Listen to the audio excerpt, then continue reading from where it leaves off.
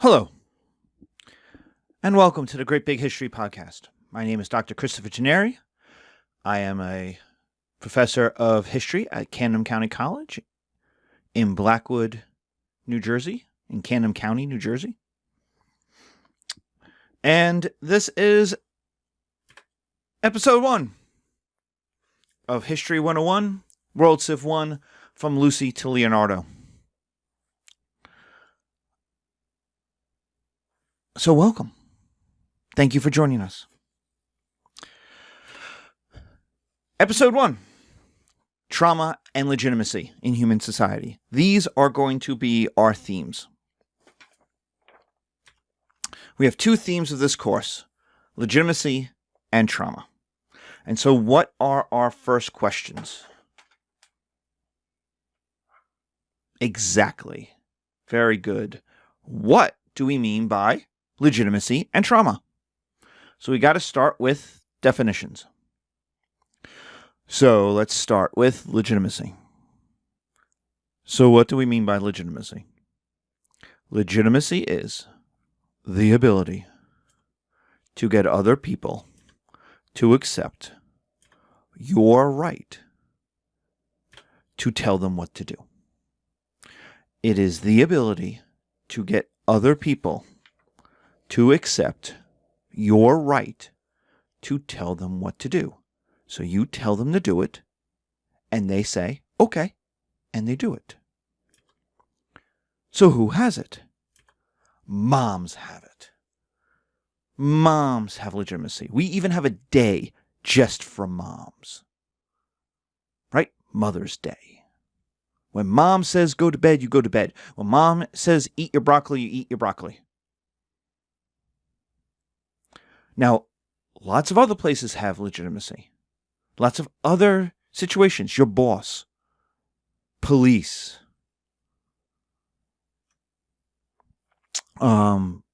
generals, presidents. There's legitimacy in every relationship. Your best friends. When your best friends tell you, you should dump your girlfriend, boys do that because their friends have legitimacy. In fact, let's talk about that. Because, Professor, I'm an American teenager, or I've been a teenager, or I have a teenager. I know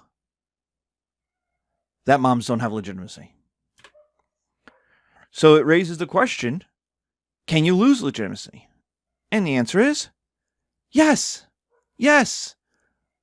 You can lose legitimacy. We have, in psychology, we have adolescent psychology. We have an entire class. And if we ever get back to Madison Hall, I will point you to the psychology classes that will talk about adolescent psychology, where you have a transference of legitimacy from parents to friends. And so you have a teenager and you go, no, mom, you don't know anything about boys. Dylan Sturgeon is going to treat me like a princess, and he's going to love me so much, and nothing will keep us apart. And his tattoo that says, my mother never loved me, says he's deep. I'm sure he reads Emily Dickinson and probably cries. Don't be jealous just because you married a boring man like Dad. Well, we know how this is going to end, right? Right? We know how this is going to end. And just so you know, in the Shutterstock, in the stock photos, it ends like this. Of course she has her heart broken, but I gotta ask, why is the mom smiling with that grim satisfaction that her daughter is so upset? I mean, the daughter is sad, and the mom is like, yeah. See, told you. So I gotta ask that question. But we see this in relationships. The flowing of legitimacy. Who has it? Who doesn't have it? So the questions of this theme are, how do you get legitimacy? How do you keep legitimacy? How do people think about legitimacy? And what happens when you lose legitimacy? And the answer to that question is nothing good. Nothing good ever happens when you lose legitimacy. Those of you who have had teenagers know this. But those of you who marched for police reform in the summer, well, that's the police losing legitimacy. And that's marching. That's tens of thousands of people marching, fighting in the streets, tear gas. So when you lose legitimacy, it's never pleasant. And that is the story of this class. We are going to constantly talk about who has legitimacy, how did they get it, and what happened when they lost it. The other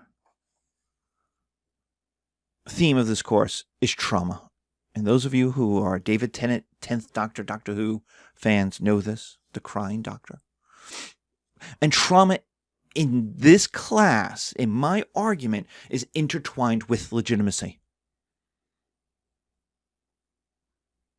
You cannot separate the two. And this is a new theory, really. I mean, it's not new, but it's not how history is usually taught. History is not usually taught as a reaction to trauma. We treat trauma as individual, as PTSD. It happens to a person. My argument is it happens to society.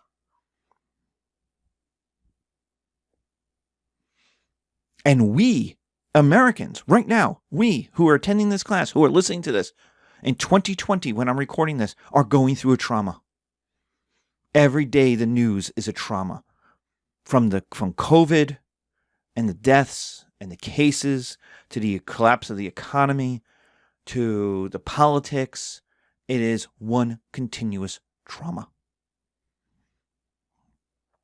Now, what is trauma? The APA's definition, the American Psychiatric Association's definition, is it is an emotional response to a terrible event.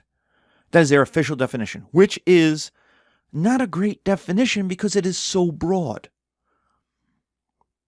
Now, they have a specific definition. We're going to talk about that one because an emotional response to a terrible event is not really, it's so wide as it covers many things. So it's helpful in that it tells you trauma is all around us, kind of like Christmas. You feel it in your bones. So the APA's Diagnostic and Statistical Manual for Mental Disorders, 4th edition, which I think is the most current edition. I'm not a psychologist, I'm a historian. So if they have updated it since to a 5th edition, please let me know. But in the 4th edition, the definition is thus: a direct personal experience of an event that involves actual or threatened death or serious injury, or other threat to one's physical integrity. So you did something or something happened to you that came really close to hurting you badly, even if it wasn't about to kill you. Or witnessing an event that involves death or injury, or the threat to the physical integrity of another person, or learning about unexpected or violent death, serious harm, or threat of death, or injury experienced by a family member or other close associate. The person's response to the event must involve intense fear, helplessness, or horror. Page 463. So you have to have had an event happen to you, have heard of an event of someone you care about, or have witnessed an event. And your response to that event, your emotional response to a terrible event, so the event was terrible, and it threatened your life or serious injury or physical integrity. And your response to it has to be fear, helplessness, or horror. It can't be you smile and you're happy about it. That's not trauma. That's something else.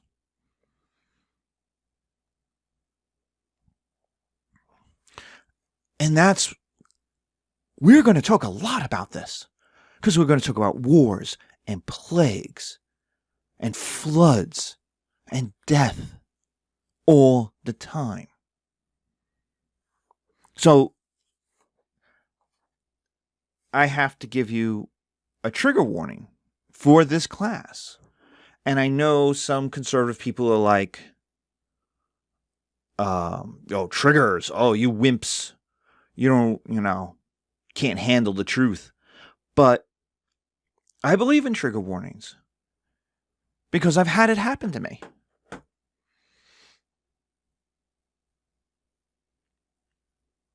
I've had myself, been reminded of events. I'm a New Yorker. I'm from New York. I wasn't in 9/11. My brother was.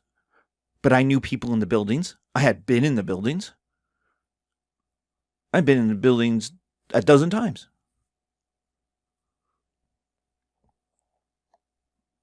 And then I watched a musical, which is a perfectly nice musical. I think it's like Come Far Away. And it's about a small Canadian town on 9/11. And I saw it in Dublin, in Ireland. And in the beginning of the beginning of the musical, it's a nice musical. It's won awards. In the beginning of the musical, they start talking about, they timestamp time. And I'm like, that's when the South Tower's on fire. That's when the North Tower falls. And I'm going through, like, white-knuckled on my seat, going through, reliving the event that I had witnessed, that I had watched happen, that I knew I had one family member and several close friends in, that was happening to my city. A place, that I had been, intimately knew. And meanwhile, everyone else is clapping. Because the song was a perfectly fine song. And in Dublin, they may have watched it on TV, but they weren't a part of it. The audience was, and it was 20 years later. So time and distance, and yet to me, I'm having a panic attack. I'm sweating, white knuckle on the seat, being like, reliving this moment. So I appreciate, I've always been sympathetic to trigger and trigger warnings, and then it happened. And I got to tell you, it's a real thing. So I am sympathetic. The problem with this class is I can't give you a trigger warning for a particular topic or a particular seminar. Everything is triggering. Every class is triggering. I don't know what will trigger you, and everything we talk about is what humans do to other humans. Some of it is good, a lot of it is bad. And so if that freaks you out, that's cool. Excuse yourself, put it away. I don't go into huge descriptions of in-depth, terrible things, but I mention that stuff happens. Cities are destroyed, people are murdered. Women are carted off to be raped. These things happen because that's what humans do to each other. And so we have to talk about that. I don't revel in it. But at the same time, you should know that's what we're talking about. And that can be in any class at any time.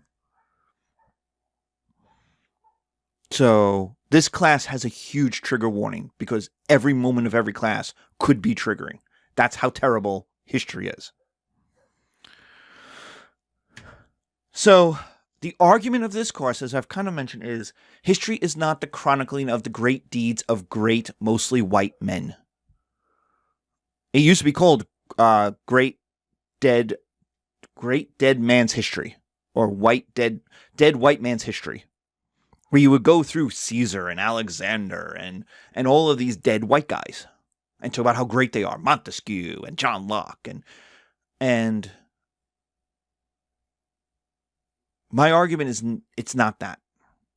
And history hasn't been that for about 40 years. It's been moving away from that.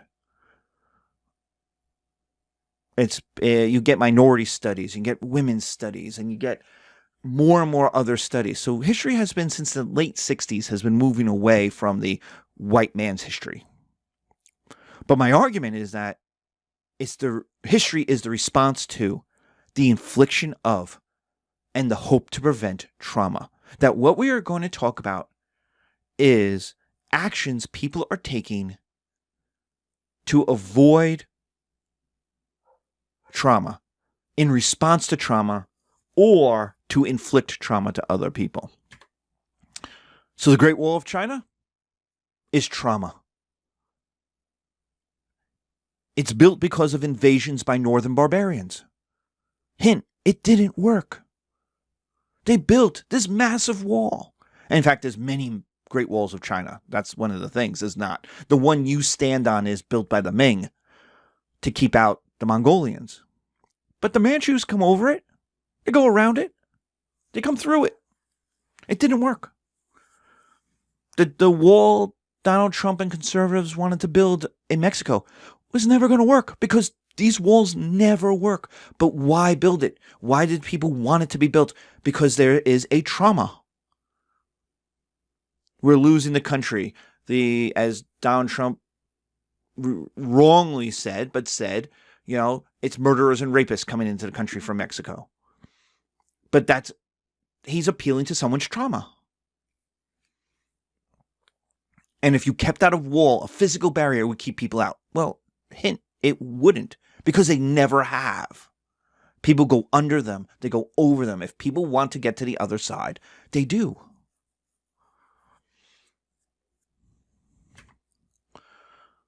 Hip-hop, graffiti are also responses to trauma. It's the urban response art forms of poverty and racism and neglect and dispossession and being left behind by white suburban America. Where, when I grew up in the 80s, every school had a band where you could play jazz instruments. You had an orchestra where you played orchestra instruments.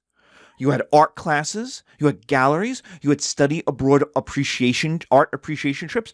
Oh, every summer there was a get-together that was, if you had the money, and it was whatever, a couple $100 or $1,000, it was send your kids to Rome to go tour churches. Like, people in what we called the hood, the ghetto, didn't have access to that. So the street became their art form. Their lives didn't have, I want to drive to the beach. I'm going to get a suntan. No, they created music that spoke to them. So Run DMC is doing songs about being in Queens and Brooklyn and being black in America. And so hip-hop and graffiti are art forms created out of the trauma of the 70s in America and of being left behind. So trauma has two parts to it that we're going to discuss. Whenever a trauma happens to you, and those of you who have been in car accidents or have had friends who have had cancer,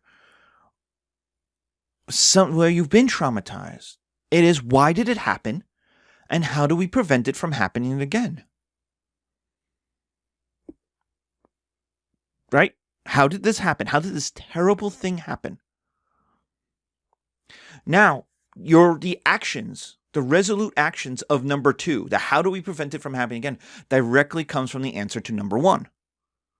So the size of the trauma has some proportion to the magnitude of the response. So to build a great wall, how afraid of the Mongols must China have been?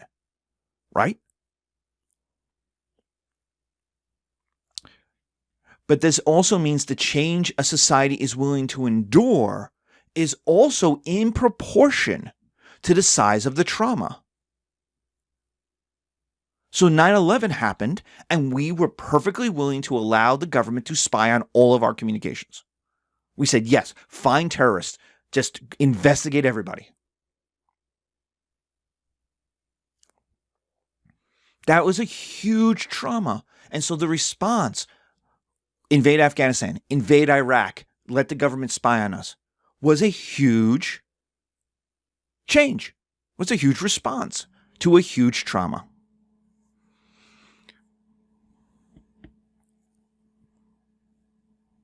Whereas I broke my toe because I wasn't wearing socks and I banged it on a piece of furniture.